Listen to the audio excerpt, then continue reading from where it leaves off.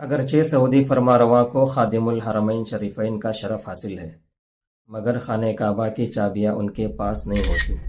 یہ عظیم امانت آج بھی ایک خاص قریشی خاندان بنی شیبہ کے پاس ہے۔ اس کی بنیاد اس فیصلے پر ہے جو فتح مکہ کے دن خود اللہ تعالیٰ نے نازل فرمایا، اور نبی کریم صلی اللہ علیہ وسلم نے اسے ہمیشہ کے لیے نافذ کر دیا۔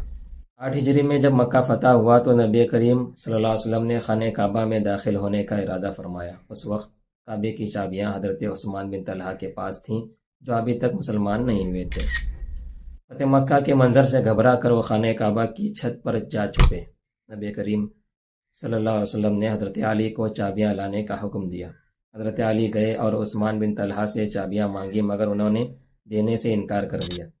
چنانچہ حضرت علی نے زبردستی چابیاں لے لی اور خانہ کعبہ کا دروازہ کھول دیا۔ جب رسول اللہ صلی اللہ علیہ وسلم کعبے کے اندر تشریف لے گئے تو حضرت جبرائیل علیہ السلام وہی لے کر آئے، اور اللہ تعالیٰ کی طرف سے یہ حکم نازل ہوا: بے شک اللہ تعالیٰ تمہیں حکم دیتا ہے کہ امانتیں ان کے حقداروں کو واپس لوٹاؤ۔ سورہ نساء آیت نمبر 58۔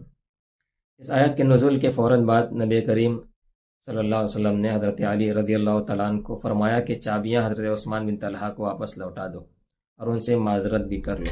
حضرت علی رضی اللہ تعالیٰ عنہ نے ایسا ہی کیا۔ حضرت عثمان بن طلحہ یہ دیکھ کر حیران رہ گئے کہ ایک فاتح اور غالب رسول امانت واپس لوٹا رہا ہے۔ جب انہیں بتایا گیا کہ یہ اللہ کا حکم ہے تو ان کا دل نرم پڑ گیا اور وہ فوراً اسلام لے آئے۔ اس موقع پر نبی کریم صلی اللہ علیہ وسلم نے فرمایا: اے بنی طلحہ، یہ چابیاں ہمیشہ تمہارے ہی پاس رہیں گی اور صرف کوئی ظالم ہی تم سے یہ چھینے گا۔ یہ روایت مسند احمد، ابن ماجہ، سیرت ابن ہشام میں موجود ہے۔ یہی وہ دن تھا جب سے آج تک خانہ کعبہ کی چابیاں بنی شیبہ خاندان کے پاس ہی چلی آ رہی ہیں۔